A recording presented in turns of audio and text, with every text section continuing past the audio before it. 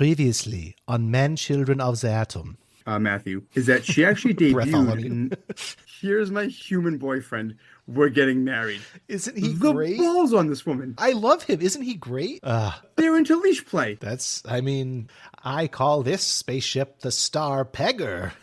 Oh no. But you're like expected to ask your girlfriend's dad for permission to marry him. To marry him? The Milky Way ghetto of Connecticut. Yes. Inferior freak fluids. Depends on how powerful your butt is. Oh boy. What's that butt do? I can't be tied to a litter box.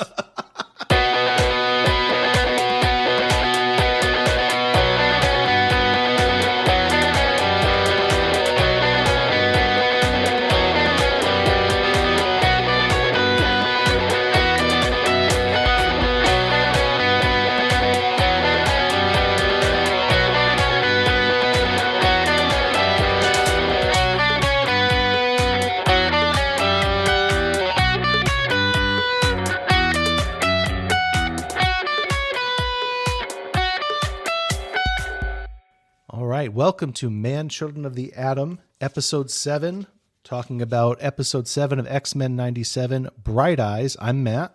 I'm Bret. Brett, how are you doing tonight? I'm doing pretty good. You've mentioned that you are not in the highest of spirits. You seem a little tired. I'm tired. My spirits are fine, but yeah, I'm just not, I don't feel like I'm on the top mental sharpness. Well, luckily I have a beer, so I'm as sharp as I can be. Sharp as a tack over here. Oh my goodness. You can't walk around over here. I'm so sharp. I am ready to talk about an incredibly sad beginning to this episode. We have we'll call it the afterbirth of the previous episode, where we have Gambit's funeral. Of 2 episodes ago. Oh my God, you're right. Yeah. We've just done these so far apart that I've completely forgotten. And also, episode 5 is just so dark that it's just it's ever looming. Oh, it dwarfs 4 and 6 sitting on either side of it. God, it really does, right? Yeah. It's just like a giant exclamation point in the middle of those 2 okay episodes. Big time. So we get this funeral right off the bat. We, as you called him in the off-air show, Father Nightcrawler is giving the eulogy.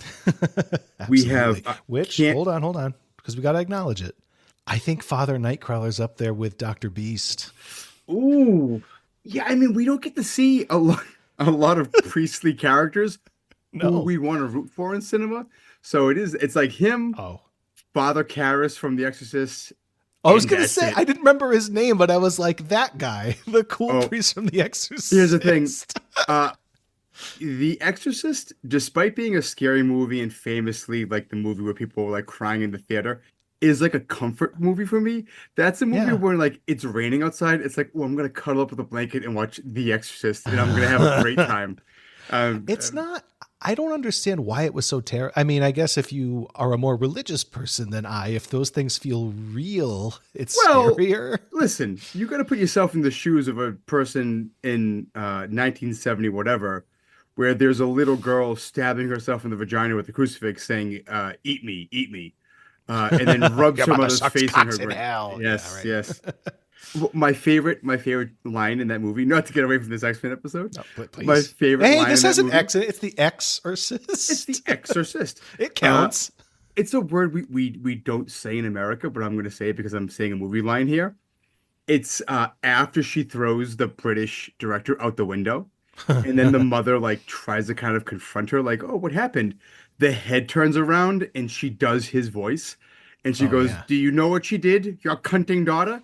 I literally laugh out loud every time that line, because it's just this like effete British man's voice coming out of this backward daughter's head. Oh, it's amazing. I love that movie so much. I feel like I may have misrepresented. I don't think it's I enjoy the movie. I have a good time. I don't find it scary. I'm not frightened by it, but I am like spellbound. I'm having a good time. Yeah, I'm kind of ruined with horror movies now. Like and this isn't me being like, I'm a big tough guy. I kind of don't get scared with horror movies anymore. Oh, and I'm sort of that like made too much. Push up the glasses, like movie nerd, like, let's see how effectively they execute this scary stuff. Yeah. And that movie is like one of those movies where it's like, this is a fucking masterpiece. It's just It's so good. really good. I'm just talking about when our parents' generation talks about it. They talk about like being terrified of it. And I just thought, I'm like, this movie's cool. I'm having a good time. Oh yeah. I mean, I can get why they're. I mean, that's because religion just doesn't matter. We're a bunch of godless heathens, and they were all raised getting beaten by nuns. And so, to That's see true. a little They girl. had God, they all had to have like crucifixes in their bedrooms. God, We're- that's awkward when they hit puberty and start jerking off and accidentally have a come to Jesus moment. Jesus Christ. We're like 1.5 generations away from our parents like getting whacked in the hand if they were left-handed and they like had to be right-handed. You know what I mean? But anyway, I will say the one shot in that movie that did like give me chills. I know it. What? No, go ahead, say it. I want to know if I'm right. Okay. It's early in the movie. We're like in a dark room looking through a door at another, like what's going to say, and just in like the darkened wall, they like fade in and out the image of the Pazuzu statue. Oh, that's not what I was thinking at all.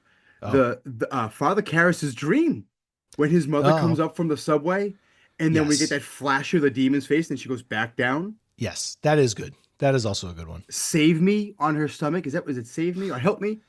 On You've seen it more times than I have. I've probably seen it 2, maybe 3 times. You've seen it a bunch of times. Yeah. All right. Last thing on The Exorcist. Yes. It is because right now, this is a big thing, and like the libs say this all the time that conservatives don't make good art. The Exorcist is the greatest conservative piece of art ever made. Huh. I don't have a counter argument. I think you're right. There it is, and I'm as I usually am. All right. Back to the other cool priest. Yeah. Speaking of conservatives, we get cameos by Remy's family, and shock of all shocks, his ex-wife shows up. Yeah. I was surprised. Is she his ex? Did that marriage ever get formally divorced or annulled? You know what? I bet you that paperwork. You know what though? Also, Louisiana in the '90s. I don't even know if they accepted no-fault divorce. Who knows what was going on there? Oh, no way. No. He had to lie and say that she was infertile or something. And then they're like, "Oh well, of course, then of course we annul that marriage for you." They could have gotten a nullification. Is that what it's called? Yeah, annulment. Yeah, annulment. There it is. But you know what though? The second he showed up to City Hall, they're like, "This dude had sex with her." They're not believing for a second. There's no way they were granting that. They threw him out because he's robbed the place like 4 times as a teenager. Oh no, yeah, he's like, this boy's got a record.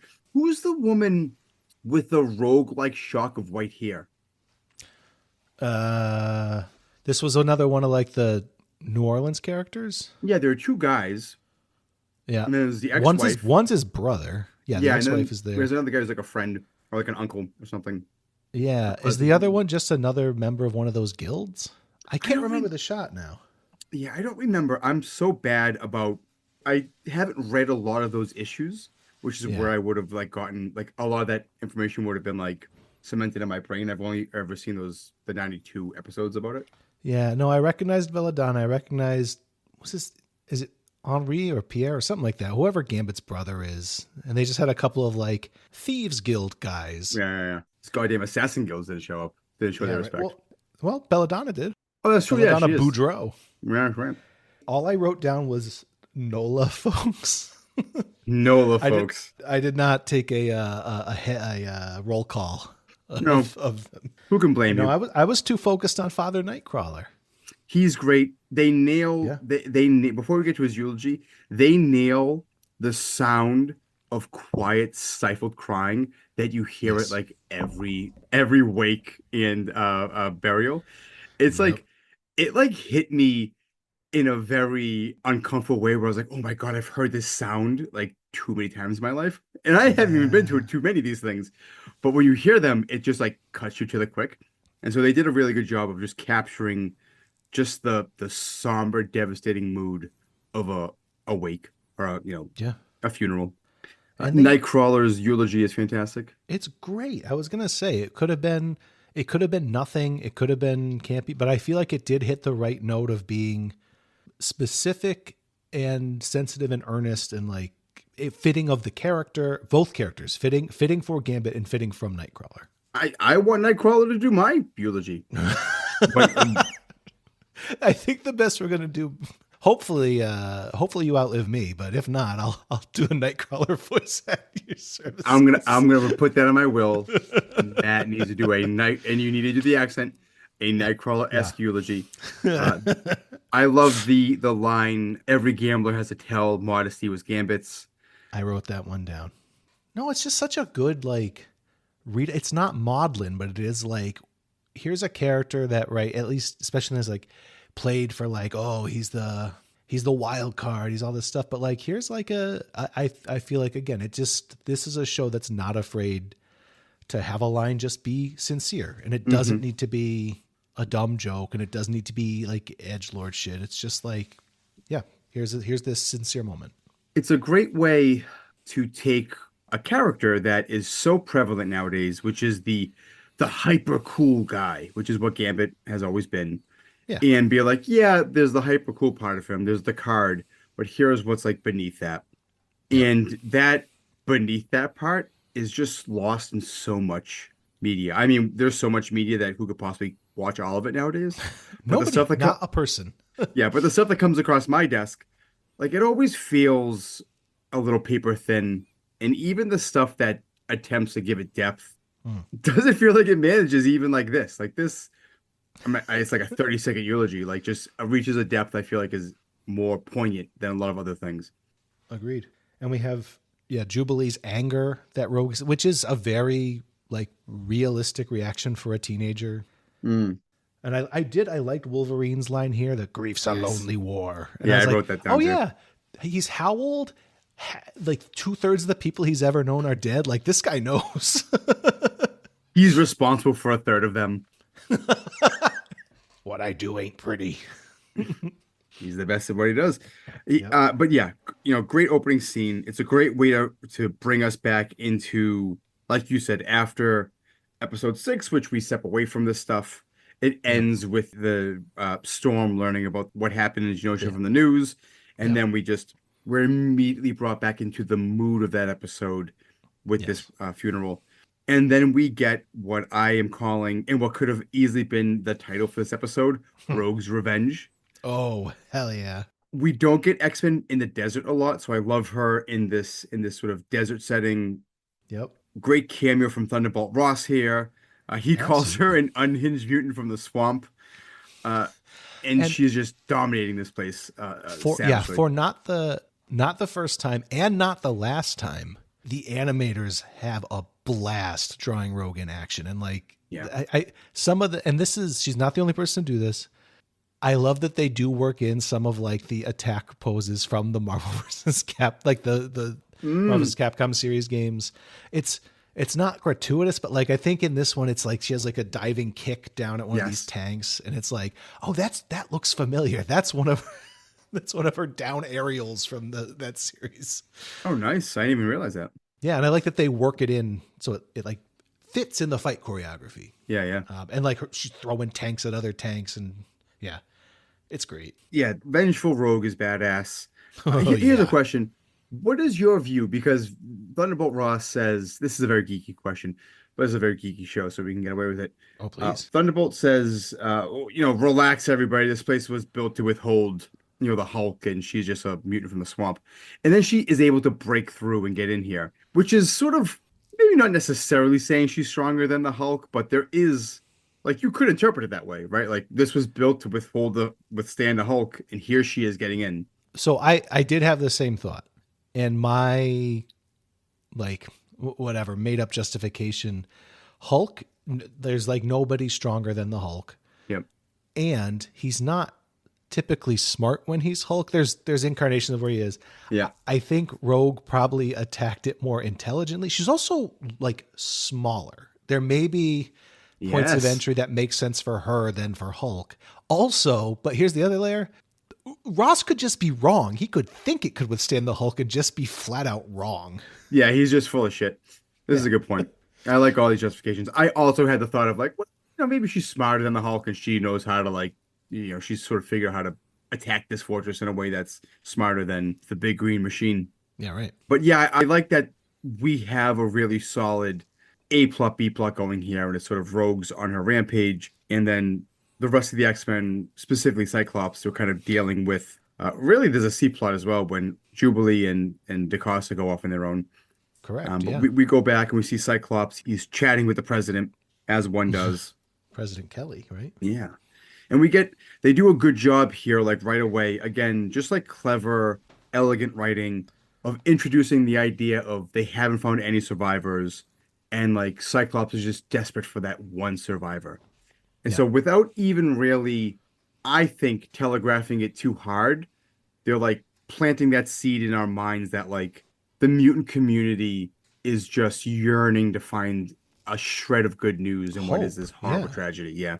And I appreciate the way this scene is written is the very whatever centrist neo-lib, Yes. like, well, you know, the voters, they're scared and you're kind of the optics of the whole thing. And it's like, It's very it feels like a maybe a veiled, maybe a not so veiled shot at like Democrats, yeah, where it's like, yeah, you it's not kind of veiled. It's no, yeah, not it's like, yeah, veiled. you support us so long as it doesn't hurt you politically. There's a Yeah. great line. There are a couple great lines here. One where Cyclops says, "If Genosha looked more human, you'd be more focused on death tolls over polls." Hmm. And the you know you mentioned the centrist, but the threat of I'm doing this so someone worse doesn't show up, right? Yep. Like Kelly Oh, has the idea of like, listen, I need to play the game so that you know who doesn't arrive in the Oval Office and like pass laws to have you people hung up by your toes.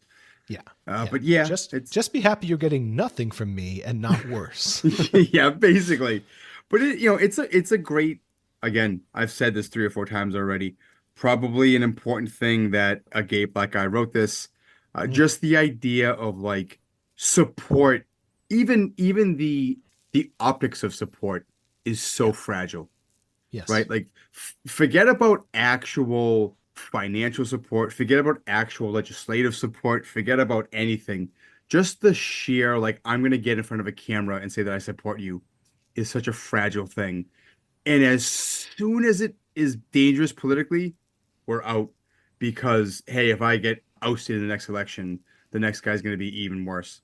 Yeah. And there is truth to that, in a very cynical way, but it's also just sheer cowardice.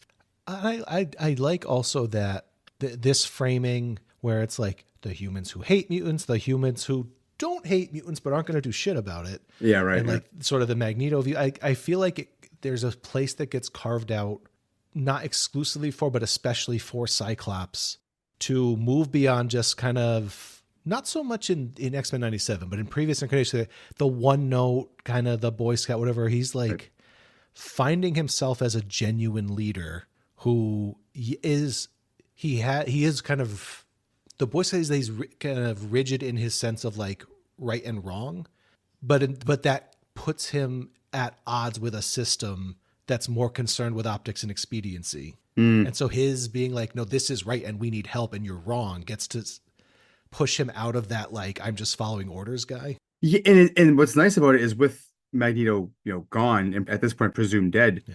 he does get promoted to that sole leadership role. Yeah. And there's an interesting thing. We don't get to see it so much. We only get to see one part of it here, right? But to your point, there have been iterations of the character where he is the hard ass, Yeah. like black or white leader, where it's like, no, we have to leave because that's what's best for the team. And now, like that part of him like melts away in the face of like he is now appealing to like a greater sense of black and white when it comes to like the greater system that exists around him. Yeah. And I think Uh, actually maybe it was in this, was it in the second episode? Because I think we made fun of it. The like UN shows up to arrest Magneto at their house and he makes it about like it's the good guys. yes, Episode 7 yes. Cyclops isn't calling them the good guys. No, yeah. It's one of those things where it's just like this show more than anything else I've ever read, other than that big epiphany I had. I think I texted you over the summer when I had it like, hey, Cyclops is actually a really cool character, and here's why. And I gave you my little Hell yeah. text message thesis about it. I'd love if they did one of those, hey, we're gonna hire a really good artist and a really good writer, and we're gonna give you a 4 issue sort of like arc that's just Cyclops. Like they've Hmm. done it for Dazzler, that Wolverine had his own line. They've done a bunch of different versions of that for Magneto. Yeah. Like I would really dig one of those for Cyclops, where it's like we're gonna like he's obviously a main character anyway in the X-Men, but one where it's like we're actually gonna like throw on that extra magnifying glass. Instead of being, times 10, we're going to do times 100, and we're really going to zoom in, and it's going to be about Cyclops. I feel like that would be very interesting. There was in the 90s, and I own it somewhere. There was a 4-issue, The Adventures of Cyclops and Phoenix. Oh, sorry. This is the X-Files. We're opening up the X-Files, folks. Yeah. The Adventures of Cyclops and Phoenix. It was a 4-issue piece set in the Cable's future. And it's the premise is that and actually I think this gets referenced at the end of this series. Jean and Scott get pulled forward in time to inhabit the bodies of two future mutants with enough similarities in their physiology that it could work, whatever. But it's 4 issues of them getting to actually raise their son in the future in these other bodies before they get sent back. So that was focused on Cyclops and Jean and in a very different setting. But I'm sure that there has to have been a Cyclops miniseries before, but maybe not. Maybe you're right. Maybe no one's really done it. Yeah, maybe, I don't know. But this show has really, again, going back and really reading a lot of the Claremont stuff, has really given me a respect for that character and the long arc of his journey from all the different writers through Claremont and how he's evolved. Yep. Really, and I think probably also with age, right? Now, as you get more nuance and what it means to be a leader and what it means to have your principles be challenged. I think he's a very interesting guy. I do.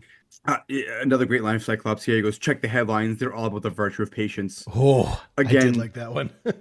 There's just, and we see it later on in this episode, there's just this bitter righteousness around you people keep telling us to wait, and this is what happens because of that. And it's just Beast has his moment too. Oh. It's just, there's a real edge to these characters when tragedy strikes that I really like. Yes, I agree. And I don't know. I like, because I like the quote generally. I like the person generally, but that Beast quotes Mr. Rogers with the look to the helpers thing. Yeah. I like that. But you're right. Then it's with Tris Tilby that we get to see some of that anger in Beast. That we're not being your model minority. Yes. Go fuck yourself. Yes. Before we get there, we get Jean in her 90s outfit for the first time, where she comes to console Scott. Yep. And Cyclops, again, I've mentioned in previous episodes that, the show does a really good job of being political without feeling too on the nose. Yeah. But as stuff progresses and it becomes impossible to ignore the politics, we get Cyclops uttering the phrase "never again," which is obviously synonymous with Holocaust survival. Sure. And so it's just they do a good job of just always having those politically tinged lines. Yes. That don't feel like they were ripped right from Twitter or social media, sort of planted throughout the season. I really like it. They feel earned. Mm-hmm. We get our little cameo from Amelia Vaught, that character from the Acolytes. I wanted to ask you who she was. She was one of Magneto's acolytes, but she was one of the most reasonable ones who had been friendly with both her and Xavier, and is a nice person, but is jaded to the point where it's I would love Xavier to be right, but unfortunately, I think Magneto's right kind of attitude. She falls in line with his name Fabian Cortez. Yes. Is that guy? Yes. What a great bad guy name. Yeah, that guy. He's a real weasel. We'll see if he ever shows up. He's a massive weasel. I was thinking for a minute, my brain corrected, but I was starting to incorrectly picture Exodus instead of Cortez. Do you remember him from the 90s? Which one is Exodus? Exodus is the one who... He was actually a cameo in the Genosha episode. He flies. He's got all sorts of psychic-y powers. I think he was... What's his backstory? I was never super familiar, but he was from the 16th, 17th, 18th century, something, who... I don't know why he wound up in the present day, but he was by far Magneto's strongest acolyte and took over the acolytes after Magneto was out of the picture. Is he a bigger guy? Is he a bulkier guy? No, he floats and flies around a lot. Oh, I remember him. Yeah. I have to go back. We get viewers write in and give your best text description of the character Exodus for Bret. Really paint me a picture.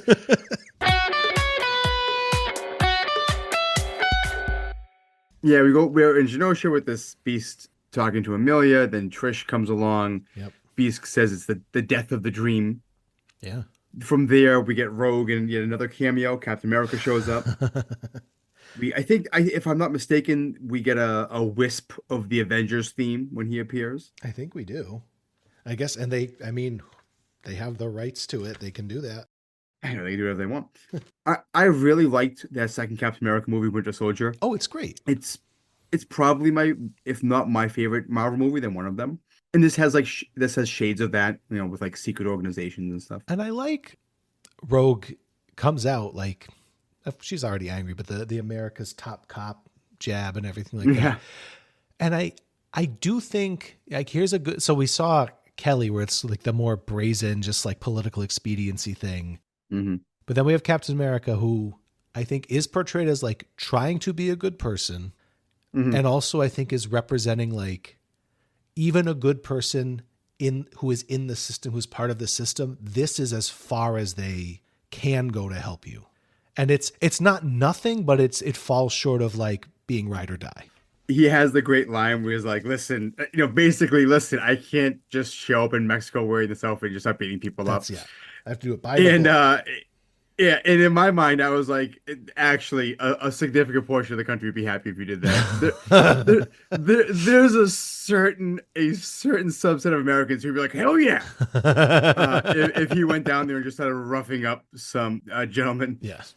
But we go back to Genosha after Rogue chucks this shield away into the mountains. I liked it's so petty. I liked that a lot. It is very petty and very funny. If you're not going to use it. And it's also just like, don't try to follow me, even though she can fly and he can't. Yeah.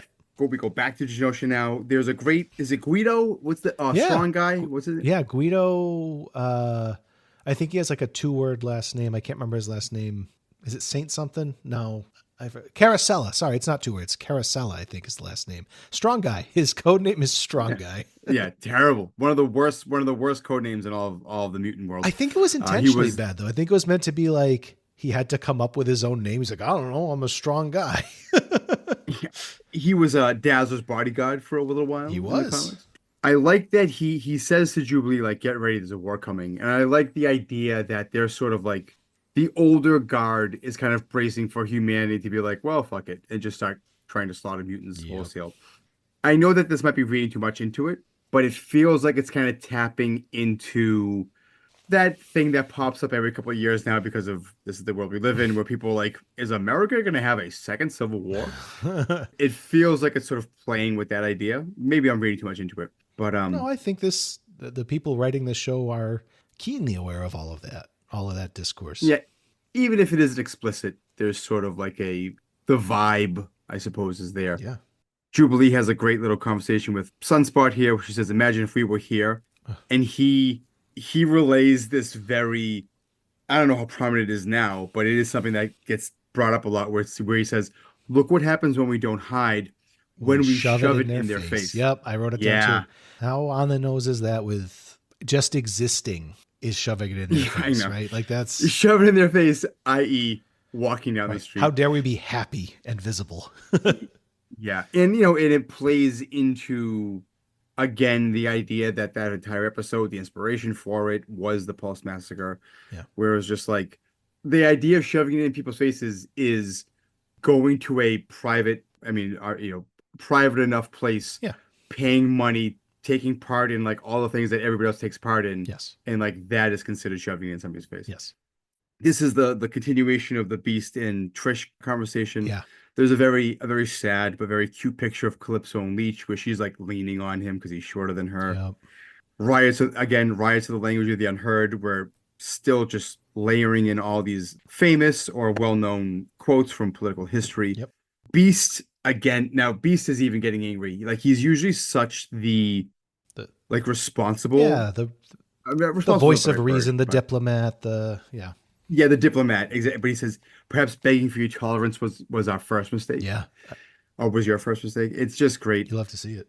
I think that it's interesting that as much as we love Dr. Beast on this show, he is in Genosha and he's giving these lines when he is in his most beast-like outfit. It's just the underwear. basically. You know Oh what I mean? yeah.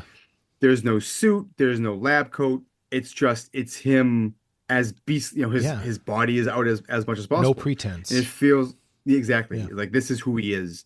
And this is when he's like, you know what, lady, we were friendly, but this bullshit about like, oh my God, rioting doesn't help. And he's like, look around you, like fucking this is what happens. Yes. I dare not waste any more of your tolerance, Miss Trilby. And then he walks away, Tilby. It's just Love it. even when Beast gets in on the righteous anger, I love it. Absolutely. And then we switch to Mexico. That's right. Rogue shows up there, complains that Gagsby's on the damn resort. Yeah, and Gyrick is What a, doing what all classic bad guys do, which is listening to opera and playing around with some some obsession, which for him apparently is butterflies. yep. It's just such a funny, like all bad guys listen to either opera or classic music. It's very funny. And he's just so loathsome. He's such a piece of shit. He is more hateable than Trask, I feel like. Honestly, yes. I think I'm thinking about each of their roles in this episode and in prior episodes. There is, I think you can find slightly more empathy for Trask, who has done horrible things, unleashed horrible things on the world, but at least has the decency to be a little bit horrified by that. And you know what I think helps Gyrick like be hateable? It's such a small detail, but he wears glasses where you can't see his eyes. Oh yeah. And so it's just like film semiotics 101 where it's like, oh, you can't see this person's eyes. And it just makes it a little bit creepier. Yeah. It makes him a little less trustworthy. Yes. And he always has like, I forget if he has it here, but like the top collar's buttoned and the tie is always tied around his neck. He's just sort of like the image of like this stick up his ass, like kind of weaselly, like sycophant, smug bastard. Yeah. Like he is very hateable. Rogue, Rogue here. He's like, oh, tell your friends that her psychic probe won't work on me, and she goes, it ain't that sort of probe. What a threat! I mean, if you want to scare someone, you say it ain't that sort of probe, this guy's mind must go all sorts of places, and he must be so grateful that all it is she touches his cheek. Yeah. And I mean, I like this illustration that Rogue may not be a quote unquote villain, but she is not fucking around right now. It's a great episode for her. And yeah, and we get that little, it goes wrong. We see that flash of Nimrod's face for a half a second there. Yeah, that's great. And we'll talk about this, with the big battle at the end. I'm not a big Nimrod fan. I got nothing against him. But whenever a character is like very robotic. Yeah. And also it's that thing where it's like, we can't kill this guy. I always find that kind of boring. It is a bit, yeah. We'll get there. We can get there. Okay. We go back to Genosha and we get this. This is a little side note that I wrote. There's a horror / sci-fi trope that they dip into here a little bit that I'm an absolute sucker for, which is that like tragedies can psychically stain a place. Yeah. Like this is a big thing in a lot of horror writing. I'm watching Salem's Lot, the original Toby Hooper. Salem's Lot. It's one of my favorite Stephen King books. And that one has a thing where it's like the Marston house is just like, it is a beacon of evil. Amityville Horror plays with this idea that like evil has stained this house. Yep. And so Jean has a moment where she's basically saying that. I'm always a sucker for that kind of stuff. This much death can stain a place, I think is the line. Yeah. And it is. And you feel for her because she's a telepath. All of the horror, she's absorbing it more than any of them, right? And it's a great little, it could be so melodramatic, but I think it works so well where she's like, so many unfinished, like so many loose ends. And she says, just like us. Yeah. And like, that could be such a corny line, but I think it just like, they're in like this underground sort of catacomb and they're shut off from everybody else. It's just them. And I think it just works. And there's the visual somewhere. I forget the line that goes with it, but Jean reflected in all the shards of the broken glass. Yes. It's a great little shot. And then she picks up, there's a survivor, it's a telepath, and Scott's heart leaps that it might be Madeline Pryor. Yeah. And listen, I'm not made of stone. No. I legitimately get choked up when Jubilee is like, they found someone and they all run over and she's there. We get I've always done well under pressure. Yep. Because her diamond form has happened. and I Jubilee just collapses into Sunspot's arms, and Cyclops cries. yeah. Like it's just what a masterful moment Yeah. in a not very long, again, so many shows now, it's like, well, we got to be 45 minutes long. Well, we got to be, I think like the Penguin show on HBO now is like 70 minutes long. I think you, in the off-air show, you were talking about the Lord of the Rings show. Yeah. Like, I think those episodes are quite long. I think, yeah. This is a 33-minute episode or whatever. And it's like, we set up the idea that they haven't found any survivors yet. Beast and Cyclops are dealing with all this bullshit about like, we can't help you. And, mutants shouldn't be acting the way they're acting right now. And it's just like this idea of like getting beaten down by the expectations of people who have lost nothing. Like Yes. humans are in no danger Right. after this. And then they finally find a survivor like a week into this. And they just nail it. And I do like, I don't think they overplay it, but as much as Cyclops wanted to find, so he's the one who's, like, we need that sense of hope. We need to find someone. You can tell he's really disappointed that it's not Madeline, because his hopes got up for a minute, and like he's glad it's someone, but he's saddened regardless. And Emma Frost, which, okay, that's a major character, makes sense to keep her around. I've never liked the diamond form thing for her. It felt really tacked on out of nowhere. And I think it was because when there was like a shift in writers, I don't know if someone wanted Colossus to be on the, or somebody, but it was like, we need like a strong, indestructible type character. And they're like, well, interesting. Well, we want to put Emma in. Let's just make her that now. Secondary mutation. We'll just make her that now. I do like the idea of a secondary mutation. I think it's a cool concept. Yeah. And I like the Hellfire Club. I like Emma Frost. I already liked her. She didn't need a diamond form. Sure. I will say, and maybe this would be too on the nose or too melodramatic, but if it was just like an unknown or like a lesser known mutant and it was like a kid, Yeah. like I instead of being choked up, I probably would have burst into tears. Yeah. But you talking about this when Scott is like, we need this, we need, people need to find hope, we need to find a survivor. It also feels like he's just kind of talking about himself. Like this guy has to be the leader. Yeah. And he's like, no, I need to find someone because like I need a win. Like in order to lead this team, I gotta believe. I think you're right. But great moment. Just this is a good episode. It is. But I think that's like just a great, and like in just the whole idea that like when they first get there, Cyclops has a line that's like, let's show the world that the X-Men are here and stuff like that. And like just gives you a sense of their importance to the mutant community. Like they're not just this fun team with colorful characters that fight bad guys.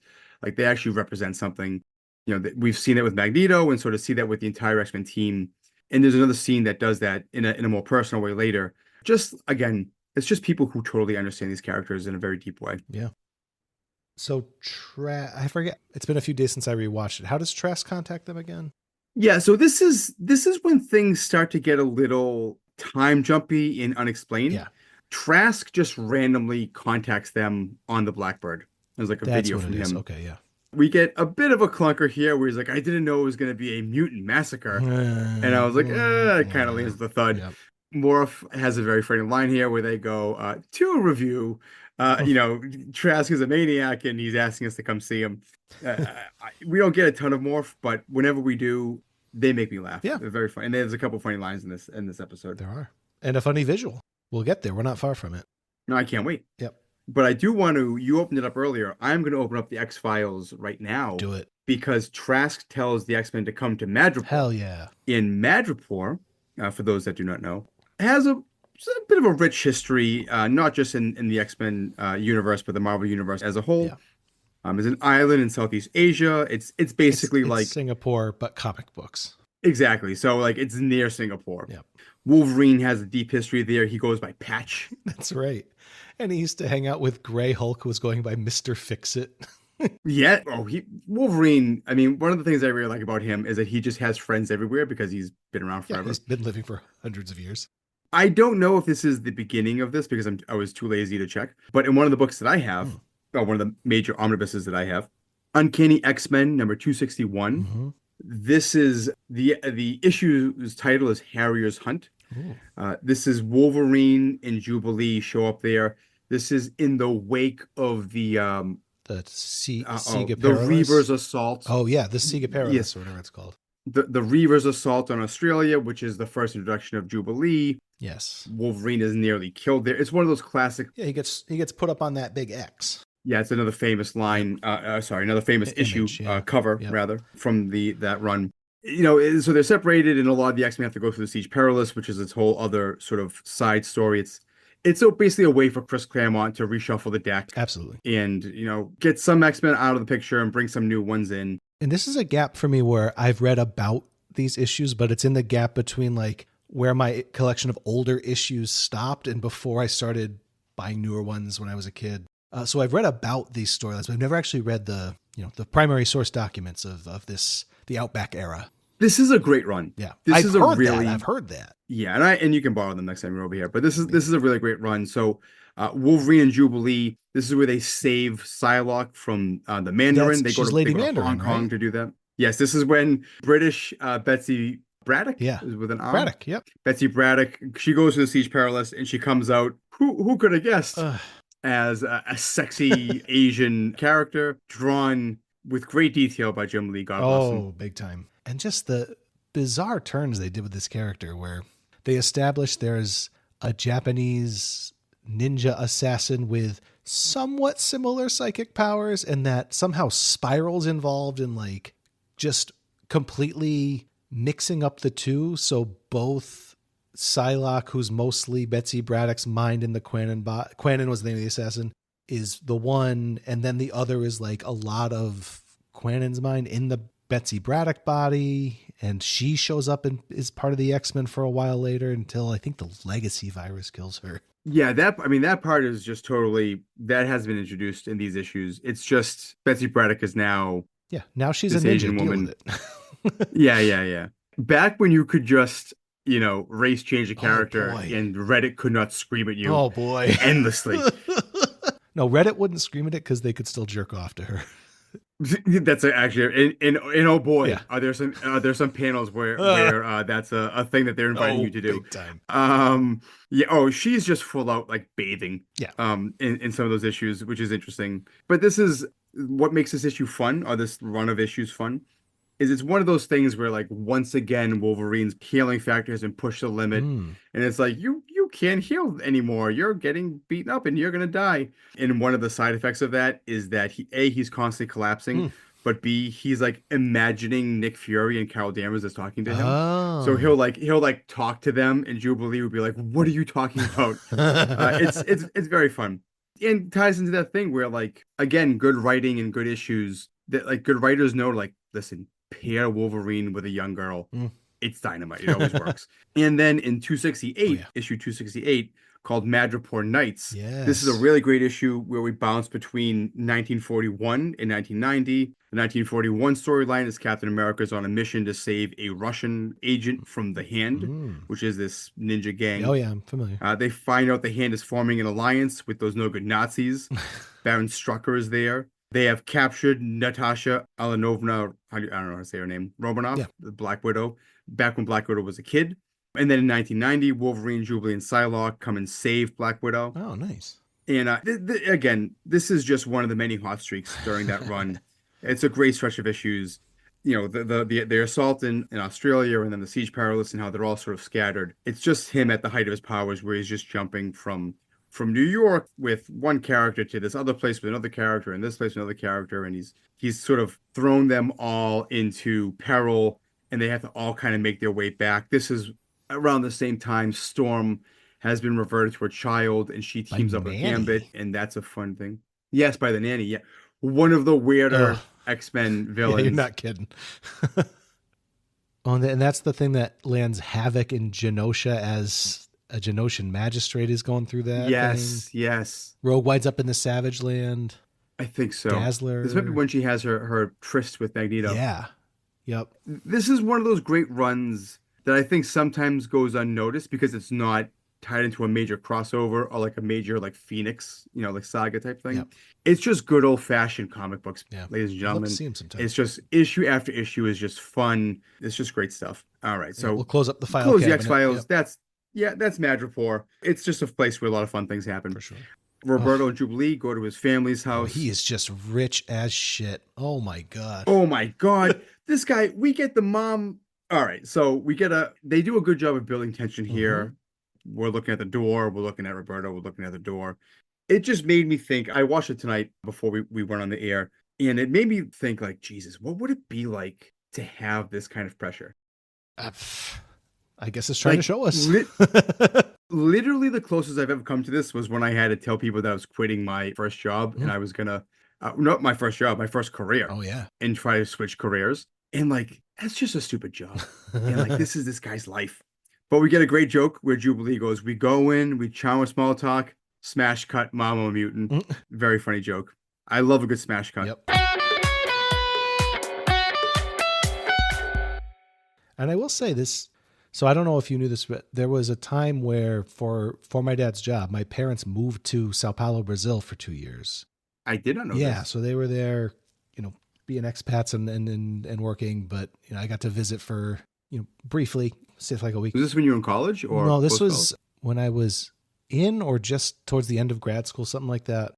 But so I think something it captures here with this character is at least at the time, this was, 2008, whenever it was, the levels of sort of wealth disparity. And not that the US is different, but that like neighborhoods away, like a city block or two away, you would have favelas, which is the shacks built on top of shacks on top of shacks, like terribly dangerous living conditions. And then to us, you'd have these, like skyscrapers with these penthouses, like the DaCosta penthouse in this, where it's like the heights of wealth and like the depths of poverty, where we absolutely have that in America, but it tends to be a little more spread out geographically. Sure. Yeah. And it's just very like, this level of it just hits like, oh yeah, I think I've seen a glimpse of that, that side of Brazil. Oh, interesting. Yeah. I obviously knew there were parts of Brazil that are that lopsided, but didn't realize it was that close. Yeah. Roberto tells his mom this. I love the detail that she takes a big sip of wine before responding. And it's a big glass. It's one of those big ostentatious glasses of wine. And then, yes, to your point that they are rich. She says that 4 homes have burned down and they had a yacht that was destroyed.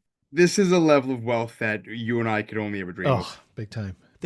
I love they play with our expectations. And again, of so much of it is informed by like the experiences of queer people. But Roberto DaCosta is the most like direct one-to-one. This is what it's like to be in the closet and trying to come out. Like it's very direct. And then the mom's reaction, I like the way it plays this, because at first it's like, oh, actually she's good. Like she's being supportive. Yeah, we kind of always knew, of course I love you, you're my son. But then the twist they put on it, and it's this, and we'll of course keep your secret, and we'll manage it that the shareholders can't know about it. It's like, oh boy, here's this like level of, well, honey, we support you, just the world doesn't, and we'll have to keep you a secret. It's like this, we're just gonna make the closet bigger. We're not gonna actually support you coming all the way out of it. And that's a good way of putting it.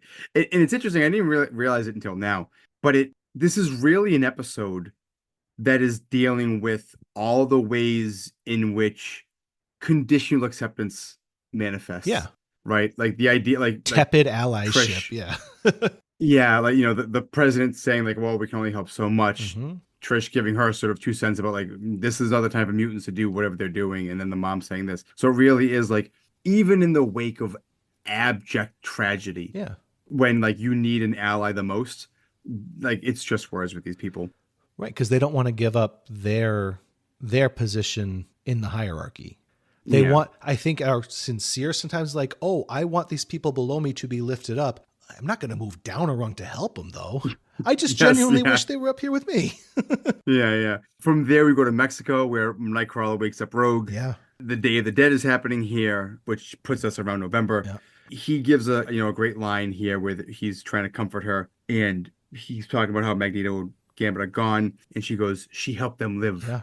And this is just like, well, and what gets her crying? And it actually, his line, I think, just before that, makes me recast the entire preceding part of the episode, because I'm like, over losing 2, and it's like, oh yeah, Magneto's ostensibly dead. They had this big funeral for Gambit, but Magneto's like, yes. Well, we can grieve one. It was complicated. Yeah. But I like that Nightcrawler acknowledges, actually, to their knowledge, two are dead. And both of them were very important to her. And he's always willing to be this emotionally present character who's in none of the media that I've seen.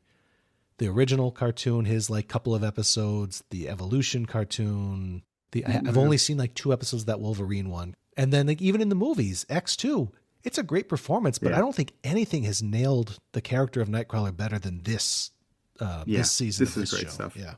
Love him. Rogue crying here is heartbreaking. That actor does a great job. Yeah. What's her name? Lenore Zan, something like that. And she's the legacy actress. She's been Rogue. Yes. Yeah. And you can tell because their voice is hoarse. Yeah. Yep. Still works, but. And it's a great moment. Like I mentioned earlier, that they're just like great moments where it shows what the X-Men as a team represent. Yeah. Jean comes over and like puts her hand on her shoulder, and Rogue turns around and like they're all the X-Men. Like they're right behind her. And just like this, again, just like a visual little nod, like this is a family. That's like exact. Where we have all these fake friends and these tepid allies. It's like these people are here for you. Yep.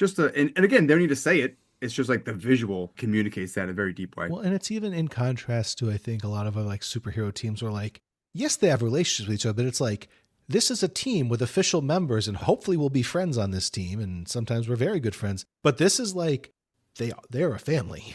They're stuck being a team because they're a family. Yeah. And what makes them unique is like in so much of comic books, the team dynamic is so mined for like, oh, they're not going to get along and the heroes are going to fight each other. Or like, it's all a bunch of bad guys and they can't get along either.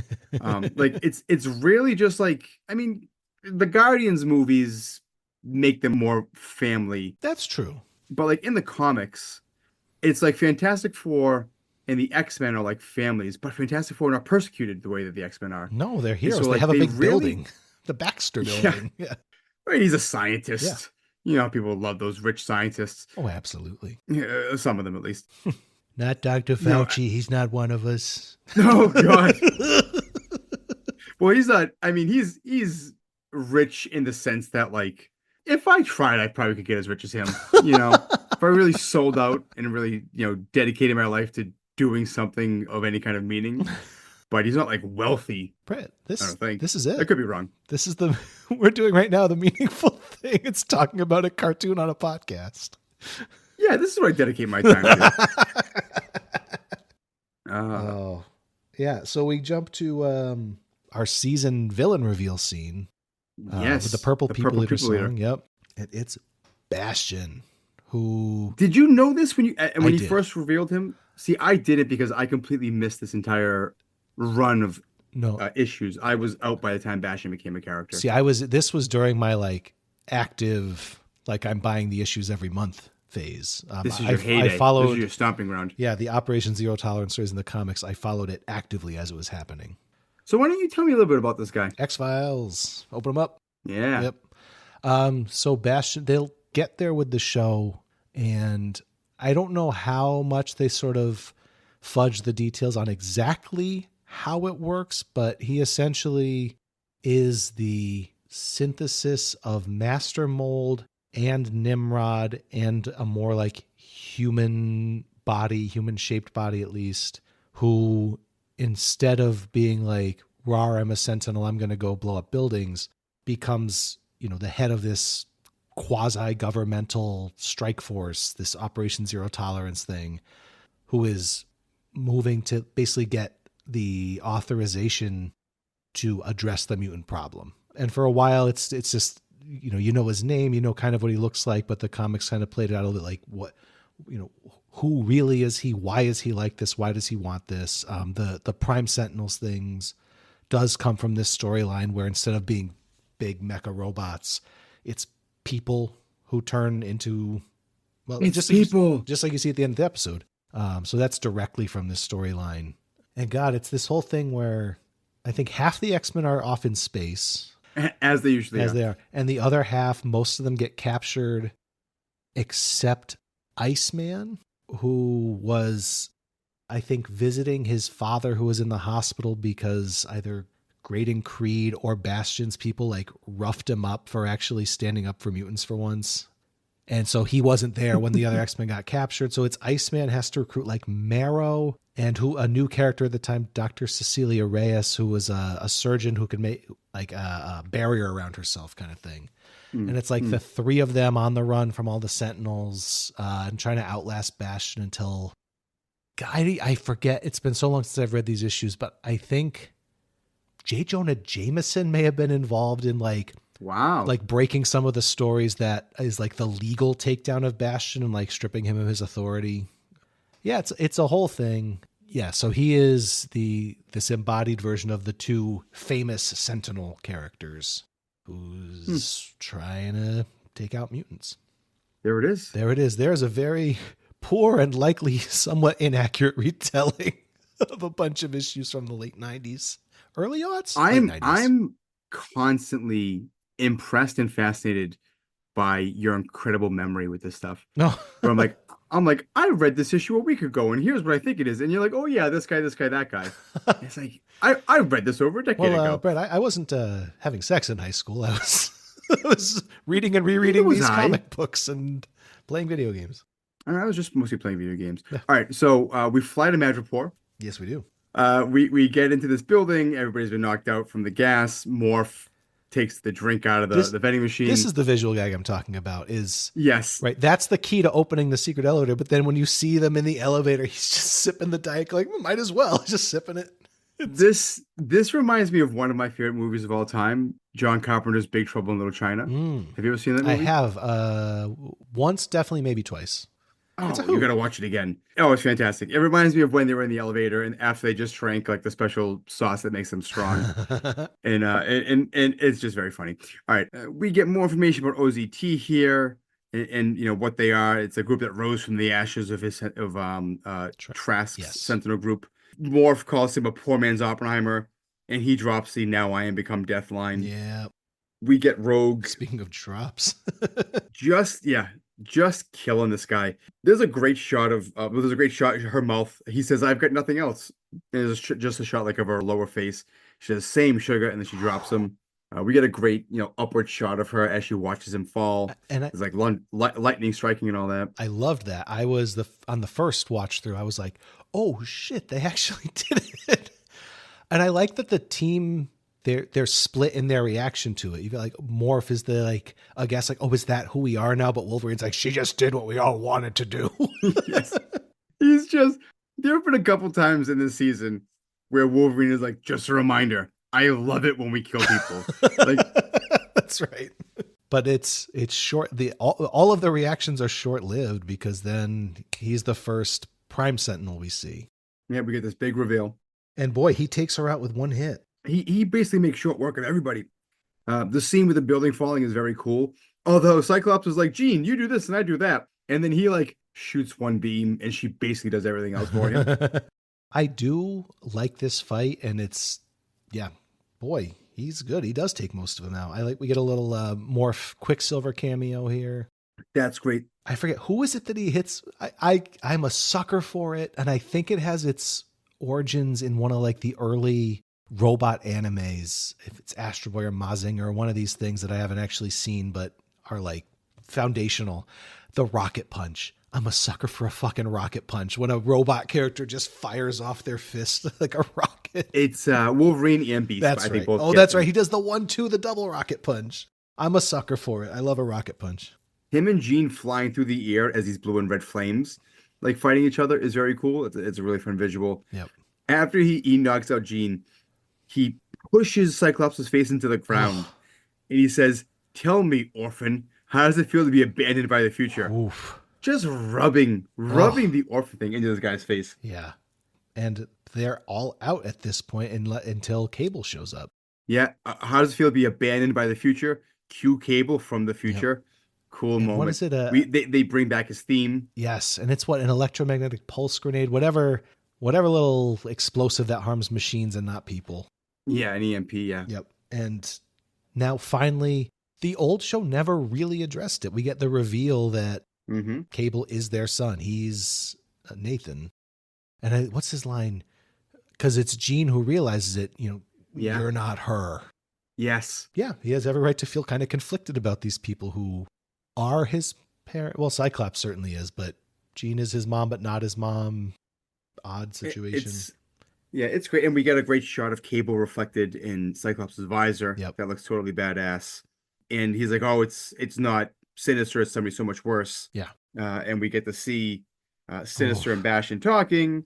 I absolutely love Bastion's voice. Oh yeah. This actor Theo James, he's a British guy. I think he does a absolutely fantastic I job couldn't agree more. with making Bastion like very calm Yeah. and very confident, but like his voice is just kind of like dripping with like it's almost he just kind of knows that he has like this plan. Yeah. And it's this great little tete-a-tete between him and Sinister. It says you and the other villains have been failing since '92. Yeah. He calls the X-Men a merry band of muties, which I love. I think easily topping the interplay with Sinister is the final scene, the reveal that Magneto's alive, which okay, not super shocking, but Sure. specifically the way it plays out, and this is, I'd call it a trope, but I'm having trouble calling specific examples to mind. But there is something deeply unsettling about someone being held and shaved with a straight razor against their will. That's just such a sadistic dominance move, right? Like if you even flinch, your throat is cut. And I'm going to do this and I'm going to be gentle and I'm going to clean you up, but it's just such like I've got you under my heel move. And you see he's got the inhibitor collar on. He can't do shit about it even though it's a metal blade.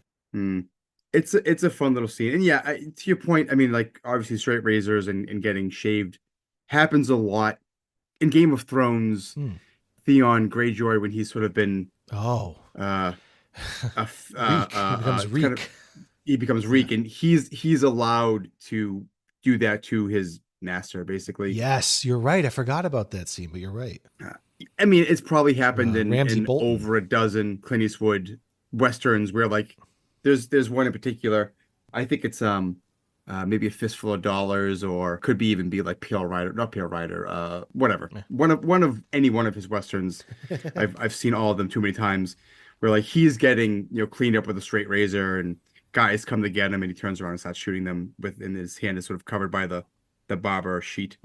But yeah, it's a very unsettling scene. But I am such a sucker. This happens all the time in movies, but it's like there's a fun song playing, but like what we're seeing is very unsettling. Yeah. I just whenever that happens, I'm like, oh, this is really smart. This is really saying something. I mean, God, it makes me think of Reservoir Dogs. You got the Steelers wheel song, right? The example of that, and the straight razor used in a slightly different fashion. That's true. Yeah, no, it's not wielded in a innocent way there. No, but I think this is. I mean, that's ghastly and horrifying. But this is like to have someone in that position and just be like, I'm just letting you know that I could. I'm just letting you know that I could go through it. There's just something very, very peak villain about that. When this first aired, I feel like that was one of the first things you said to me about this episode. Yeah. Like it feels like a fear of yours, like a straight razor. Yeah. Well, sure. I would say I am against being cut by one. I'll court controversy and just say it. I do not want my throat cut with a straight razor. You're really putting the show at risk. I know, by right? Possibly ostracizing certain fans. That's right. That is, that's just my real like libtard cuck position is I don't want to have my throat cut with a straight razor. That's part of our political dogma. All right. And this is it. This is, I actually, the last note I wrote for this is, all right, this is it. We jump into the final act. This is like, we've done the roller coaster stuff for this whole season. And this feels like we've gone up to the top of the hill. Yes. And now these last 3 episodes are, they're all Tolerance's Extinction. Yeah. And it's like, this is the final crazy twists and turns of the season. Oh yeah. It's nonstop from this. I mean, this episode started kind of the nonstopness of it, but this is now, we are now in that mode until the season ends. Yeah. I've only watched, I feel like I've only watched these last 3 once each. So I'm excited to go back and watch them again and with maybe a sharper eye and see what I pick out. Any final thoughts on episode 7, Bright Eyes? Yeah, final thought is it's good.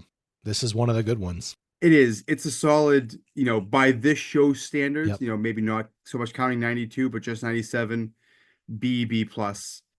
gives us I great character moments. I would put B plus as actually the minimum. I'd put it in the B plus A minus range.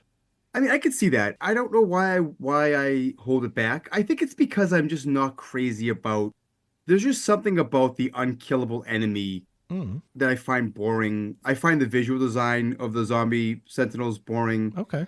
So when I first saw this, I was a little let down. I was like, oh, so that's like the big reveal for this is that we're gonna have human sentinels. And so I still have that sense of like, oh, I wish it was something cooler than that. Oh, okay. Um, Oh, I liked it. but as I mean, to your point, I mean, and that's a totally subjective thing, right? To your point, from a more, I guess, objective standpoint, it probably is an A, right? We get badass rogue, Yeah.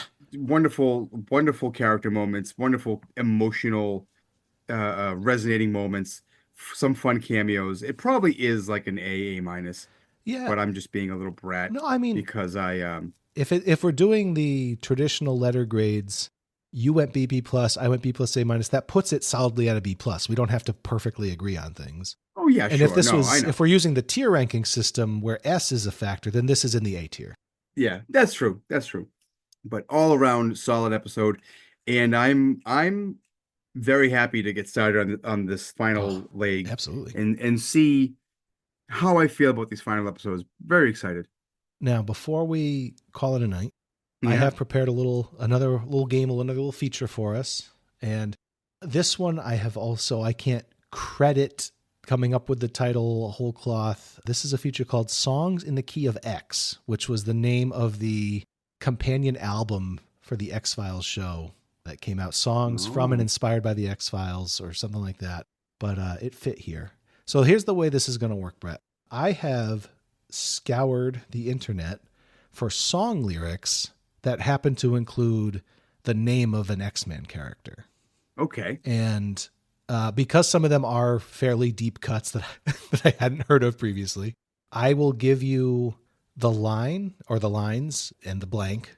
And your goal is just to figure out which name goes there. I will give you the artists if you want them. I will give you the song title if it's not a spoiler of the answer. So it's not to identify the song. That would be too cruel. Impossible. But it is to identify which character fills in the blank.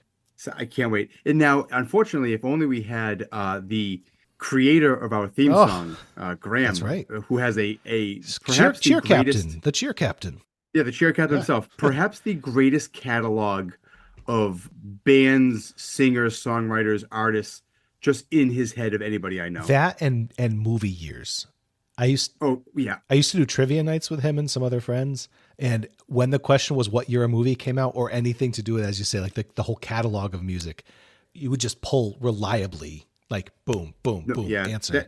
That dude's brain is an Excel sheet. And it makes me very jealous. The problem, and I'm going to roast him a little bit here, is he would answer the other things that he didn't actually know about with the same level of confidence and would only after we would get things wrong be like, oh, I didn't actually know. It's like, then why did you act so sure? Oh, that's so frustrating. But yeah, no, this is absolutely one of his like superpower levels of knowledge. All right. So the first one, here we go. We'll go in like descending order. I'll give you the line or lines with the blank. If you want, I'll then give you the artist if you think that would be helpful. And then the title if it's not a full reveal. So the line here is, while I was talking last night, blank and Titanium Man. Colossus? The artist on this is Paul McCartney and Wings. See the line again? While I was talking last night, blank and Titanium Man. And this is one where I'd heard the title of this song before, but I hadn't actually heard the song before. Now, there's a title of the song. Give it away. It's blank and Titanium Man. Oh, I mean, is it Wolverine? It can't be. This is Magneto and Titanium Man by Paul McCartney and Wings.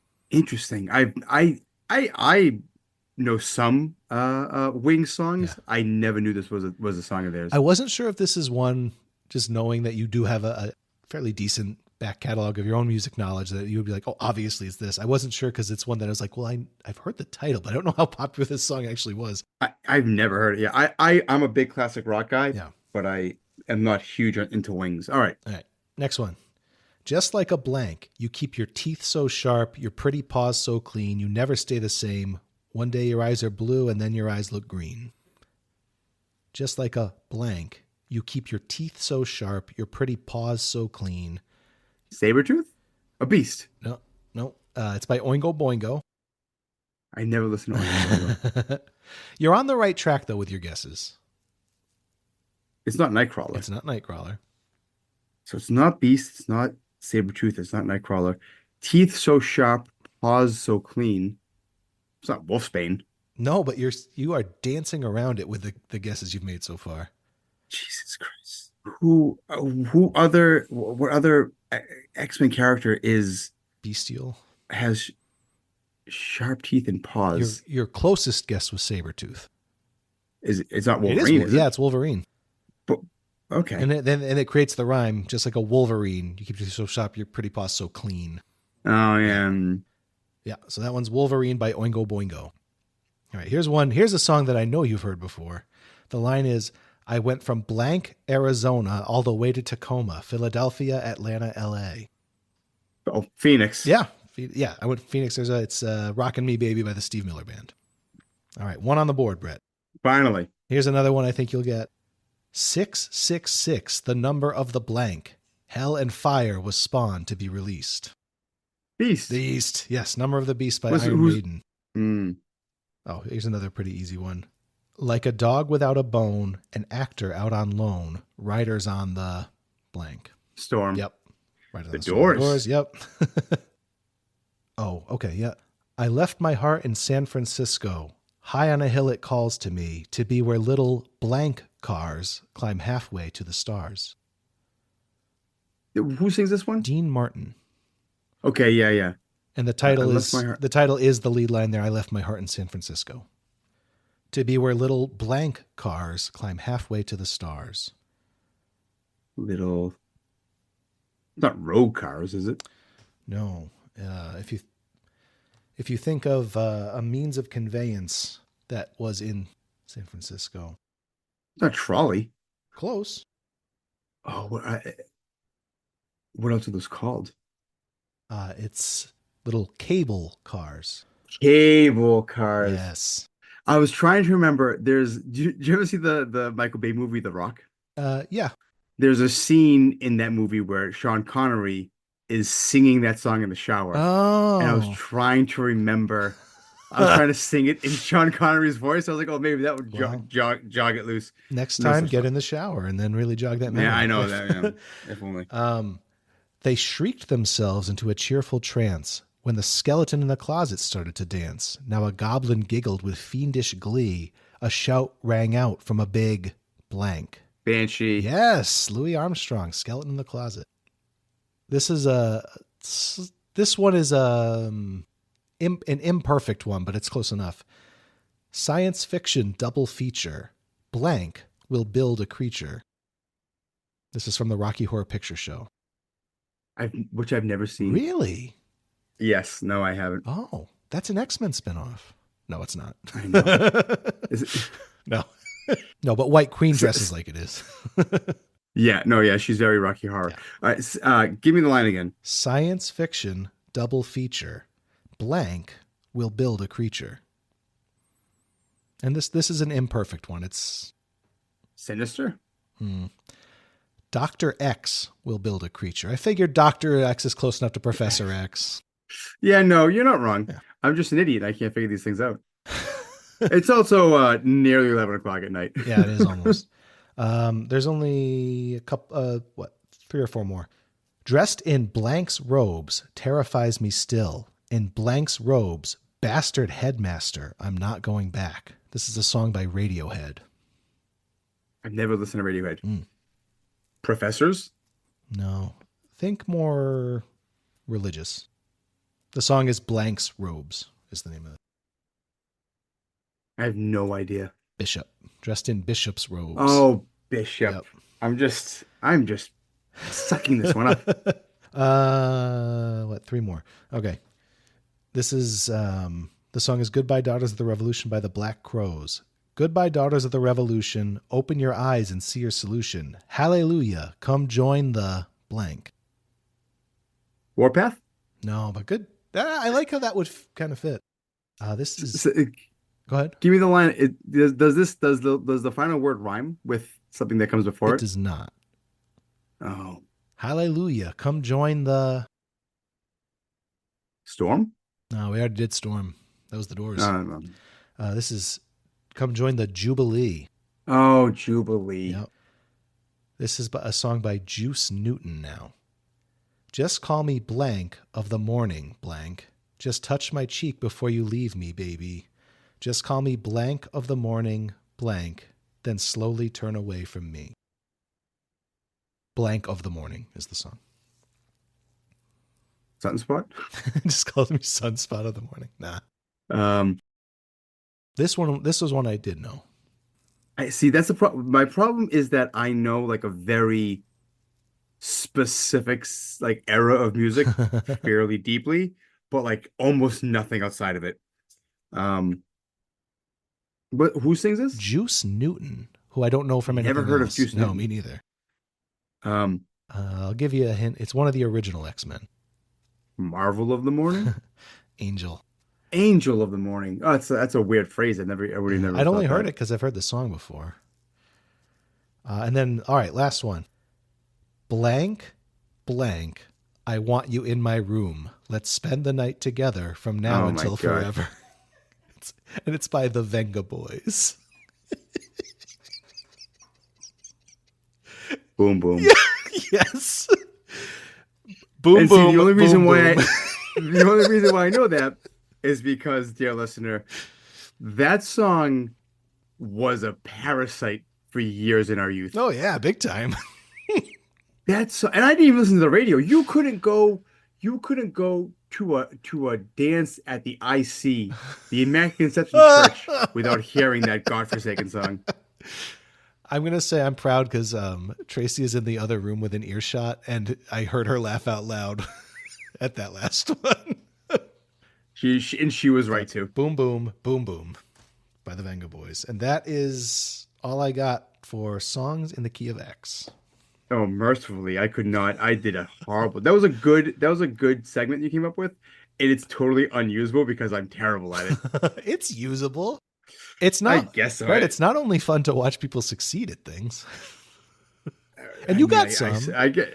You did get some. Two out of what had to have been 10. It felt like an eternity. I didn't count how many. I just started writing things down in my notes app. Well, thank you for doing those. Yeah. They're always a lot of fun, even though I embarrass myself every time we do them. It was fun to come up with.